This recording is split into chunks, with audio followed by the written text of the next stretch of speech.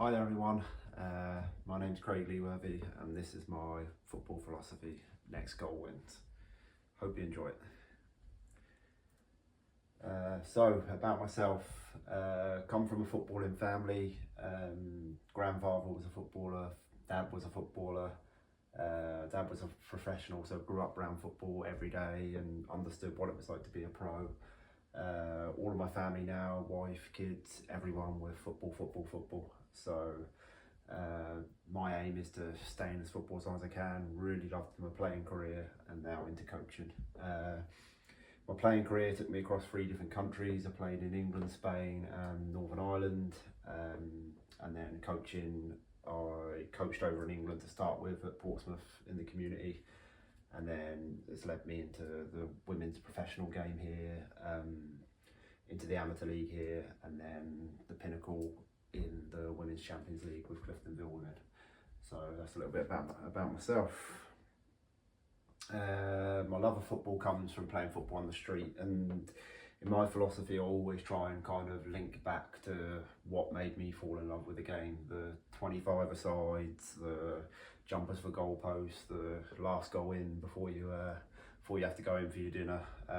That all the things I love, I try and link what I do in football back to what originally made me fall in love with it.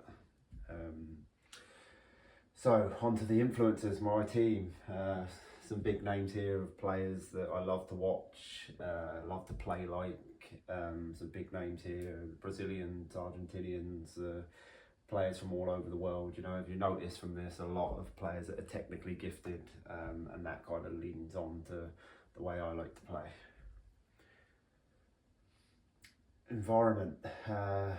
Tagline here, no matter what your resources, always strive for excellence. So when I go into a club, so when I walk into the door, set my purpose and goals, create that elite environment, and that means with whatever you have, just make it as elite as you possibly can. Even if that's something small, simple, like the cones being the same colour, the nets not being ripped, the boxes all the same sizes when you're setting out your grids, just anything you can do to make your environment as professional as possible. Enjoying it, again, linking back to what made you fall in love with the game, just making sure the players enjoy it, making sure they're developing, and when you walk out the door, make sure that there's a legacy and there's achievement there with it. In terms of my core values, respect. I always respect anyone I come across in football and expect that in return. Honesty. In my footballing career, I suffered a lot of dishonesty, which you just can't grow with that, so I always kind of remain as honest as I can. Empathy towards players' situations, staff situations, and just an open mind walking in and realising what people are going through and being open-minded that your vision might not be able to be implemented straight away, but it's always in mind, but you got to go in there open-minded. And then your work ethic every day through the door, every time you walk through the doors of the training ground, your work ethic, you're working hard to become better. So in terms of the club setup, this can be different in many ways, but yeah, to me the club comes first. Director of football, the manager, head of coaching, and then all the other roles beneath that, and try and fill as many roles as these roles with people that I trust and people that are linked to your core values as well. And again, surrounding the excellence environment, culture and atmosphere, respect and trust, continuous improvement, inclusivity, different players from different backgrounds. Always like to get them involved because they bring so much to a team. Social responsibility, making sure the players are integrated into the group, and you spend a lot of time with your team, so you have to make sure that it's a good environment for everyone can thrive. Player development, okay, loads of different categories go into this in terms of developing a player. So your understanding of the players, knowing the individual, their strengths, their weaknesses, their motivation, tailored training to lean into that, focus on skills to improve what they are already good at, but kind of focus on that with the underlying fixing the negatives as well. Player-led initiatives, keeping them involved, keeping them engaged, so they're not just hearing the one voice. and competitive opportunities, always looking to get them on the pitch, doing what they can do. Okay, it's coaching and leadership. So in terms of from the manager down, these are the things I'm kind of looking for: qualified coaches, effective communication, active listening, because it's not just all about us talking, listening to the players as well, conflict resolution, and role modelling. Role modelling is really important, being a positive role model around the place. That comes from the kit man all the way up to the manager. And again, we can look at our resources and our facilities. Okay, suitable facilities maximise your environment. That's always been a thing that I kind of stand by. Family involvement too.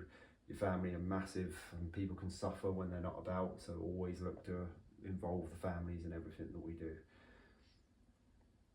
Okay, moving on to the principles of play and style of play. Again, I spoke about at the start the reason why I fell in love with football, and this is linked into our principles of play.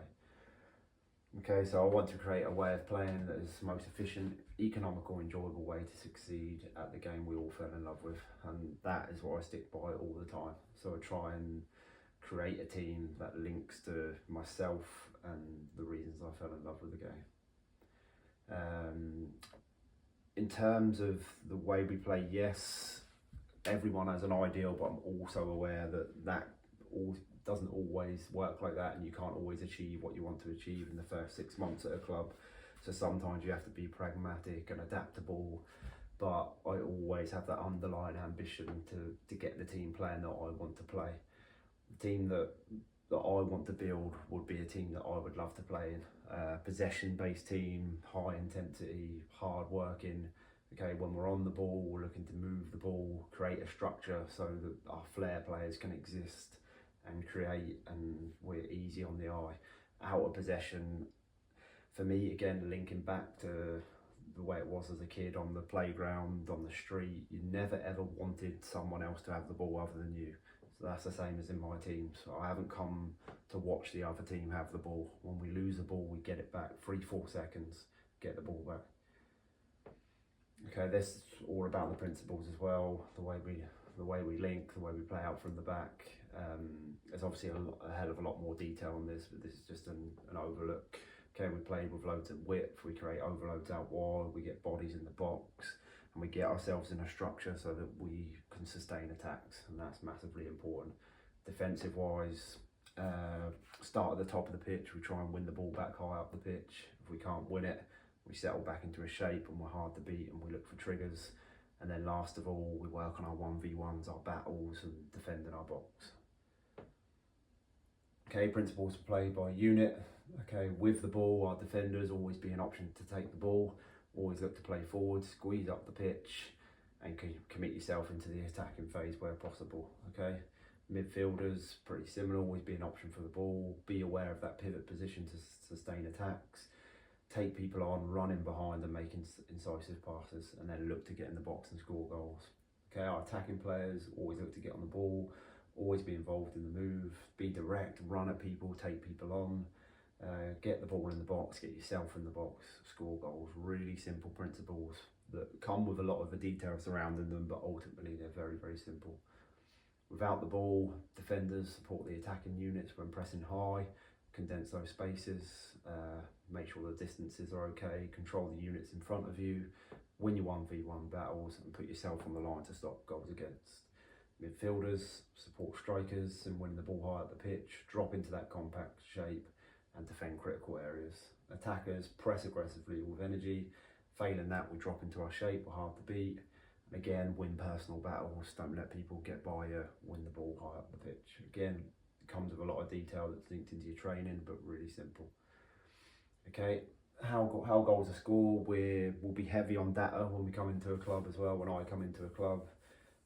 How goals are scored, set pieces, throw-ins, passing frequency, how many passes does it take us to score a goal. We'll look into that, we'll look at our VO, our analysis, and we'll see if we're hitting our numbers. And we'll always look at what's going on in the game, how a team's scoring goals, how a team conceding goals, and that's always, that analysis is really important. Okay, dark arts, again we'll always look into tactical fouling. Okay, you'll find we'll always look at the stats, who's fouling the most, what position they are in the league, who's fouling the least. what are you getting yellow cards for? Really understanding the rules of football is really important, because there's points to be won just on knowing the rules of the game and knowing how to stay inside them but bend them a wee bit. Session planning, yes, every session will be planned in detail, player for player, what we're going to do, what's our objective for that day, and all training sessions will be recorded like this one. Okay, so we'll show the team the session, we'll show them what it looks like, we'll have past footage of the way it works, just so when they go out on the training pitch, we're straight into it and the ball's moving quickly.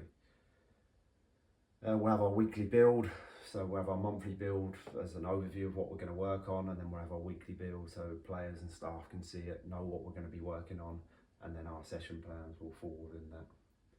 Strength and conditioning coach as well, not an area that I'm brilliant in, but that's what the strength and conditioning coach is for. He'll relay to me what players need, where they're at, and yes, there's a lot of communication between the two areas. It's a really important factor. We believe in it a lot, but I definitely leave it to the experts, and they can report back to me on how they're doing. Analysis and team and responsibilities, again, spoke to you about that briefly already. The analyst is really important. He'll be given things that we want to look at of opposition, of ourselves, of training, and we revert back to our analysis all the time and try and keep it into small snippets of videos for the players to see. We also encourage our players to record themselves, cut the VO, clip the VO, and show us stuff that we've been asking of them, and it's just a really good tool to go back and forth if you want to chat to a player about their development or another area. Recruitment, so the players, how we look for our players, okay, data, because we have principles, we have a game model, so data can look at players that will fit into the way we want to play, fitness wise, etc. So stats testing and physical makeup. Recommendation, obviously there's a lot of people respecting the game that will recommend players that can come in that will fit our model, and then scouting. That can be via videos and clips or going to watch games. The academy, really important. In terms of delivery, really like this quote in Be the Person That You Needed. I think in my own career, coaches that I needed came along few and far between. And I think it's really important. Different people learn different ways. Everyone needs a different type of coach. And that might be a different type of coach, or you can be different with that player. So you have to understand their background, their family, their culture, and that kind of helps you with your delivery. That's from young players from 7 to 17 and onto the first team. In terms of how they learn, so visual, auditory, reading, writing, and kinesthetic. Again, we use all of the tools that we have to make sure that we're giving the players the full range of how people learn. So we'll show them what they're going to do in writing, in pictures, in out on the grass, and then we'll analyse, we'll clip it, we'll show them, they'll be shown tactics boards, all the different ways of learning will be incorporated in how we teach our principles and what we want to do. Player pathway, again, really important. Your further development, your IDPs, your loan moves, your greenhouse training, we do where we get the elite players from each age group and put them together. Sometimes we involve them with the first team, just to kind of speed up their development and give them exposure, and sometimes it can just spur them on to see where they're going to be when they're older. It gives them that a little bit of buzz to kind of give it that little bit more. That yes, the whole academy phase we believe in massively, which then links into the business as well, the development of the team and the development of the club off the pitch as well. These are just an example of our IDPs, the way we look. We just week to week, so we give them the plan, and then we look at it after 4 weeks, we look at it after 8 weeks, we look at it after 12 weeks and see how they're getting on. Again, we use all them different types of learning. We show them, we tell them, and they'll see it in clips and on tactics boards how they're getting on, and then families, other people can see this as well, and each one will come with a meeting where we'll discuss how we're getting on. Again, like I said, with the academy linking to the business, we understand what brings money into the club. We know that's what keeps us existing. So we'll go back on that, sorry. Yeah, so we know that players are sometimes built for the first team, sometimes they're built to sell on, to get us money to recruit a different type of player. But yeah, every player is seen as someone that can potentially make the first team or make the club money to then go back into the academy, and it continues. Okay, so we always, when I go into a club, I always understand that it's not just always about the football. In terms of the fan base and it belonging to an area, I think this is absolutely huge. When you go into a new club, I will always meet with the fans and get to know the streets that surround the stadium and what people from that area like. Is it a working class area, middle class area? What do they like to see in their teams on the pitch? Because sometimes your philosophy can be very different to what the fans want to see, so you have to kind of bridge that gap. But yeah, that just becomes from, like I say, fostering a community, utilising various platforms, engaging with the fans. I think that's all, and linking back to your values of honesty and respect. I think that comes in as well with your fan base, because they can be a real asset. The players. So this is how each individual player links into to my philosophy on how I want to play. So starting from the keeper, I normally do it with 3 points on the ball and off the ball for each player, but I'll not go through everyone. But to be honest, the description is right there for see of what I want in a goalkeeper. I want my goalkeeper, number one, to be a good shot stopper, to stop the ball going in the net. I know we like to play out from the back, and that's important, but ultimately stop the ball from going in the net. There's ways of playing out where you can play without your keeper. We can develop our keeper over time, but number one, stop the ball from going in the net. Okay, our fullback's really athletic. Again, this will be linked to our recruitment. Our fullbacks have to go forward. Okay, they can defend, but I use my fullbacks as attackers probably more than defenders on the flip side of that. So fullbacks have got to be really athletic. They've got to be able to eat up ground. The lefty, so yes, the reason why I say the lefty is because I'm a massive believer in balance. I'm not someone that's going to put a right footer at left back, because I think balance is massive in terms of shifting teams side to side. So again, an athletic fullback with a left foot, preferably when we're recruiting. The ball playing centre half, okay, I always like to have one player that's really comfortable on the ball, really comfortable under pressure, likes to play forward, can play incisive passes, can play over the top. So again, we look for that in our recruitment as well. The brute, okay, I love a centre half. You need a centre half that's going to go and win everything. You need a centre half that's going to go and put his head on everything and kick and punch and fight and whatever you need from him, who can sit alongside that ball player and win everything. The pendulum, number 6, position I played, most important position on the pitch. Of course I'm going to say that, but no, yeah, can sustain attacks, develop the ball from side to side, sit in front of that back four protecting. If the fullbacks are going to go high, this role is really important. Wingman, love my wide players to get at people, love my wide players to get the ball in the box. 1-2 touch, if you can't beat a man, get the ball in the box. Loads of width, someone who's comfortable not being in the game, but will stand on the touchline and stretch the pitch. Number 8, the engine, box to box. Always like to have a midfield player who's good in both boxes. Really athletic, build up and down that pitch, hunting the ball down, winning it back, and when we're getting it, driving through the lines and getting up and supporting the attack. Number 9 speaks for itself. Goals, goals, goals. Penalty taker, free kick taker, goals, goals. I just want them to eat and breathe goals. Okay, they'll have loads of jobs surrounding that, but number 1, I just want someone up there that just attacks everything and wants to score goals, because I think they're a dying breed. Number 10, that's your creator, your Maradona, your Messis, the players that have got that little bit. They're high risk, but you create a structure around them to be high risk and that can unlock defences. And that for me is our number 10. Number 11, you as a player that you come to watch, you know, the one that's going to go at people, beat people, take risks. Again, a bit more direct than a number 10, but with equal amount of skill. So that's what I would look for in a number 11. And again, your whole squad fits into these roles. When I sign a new player, I'll revert back to these and say, where do you see yourself in this setup?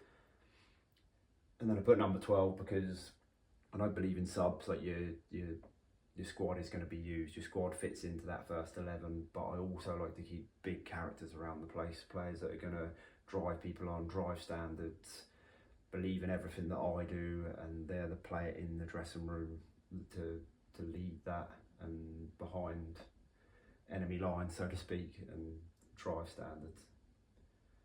Plan B, do what the game needs. Like I said at the start, in terms of coming into a new club, you have to have a plan B. You may not have the resources, the players, and things that you need to play the game that you want to play it. So I understand that it's a results driven business.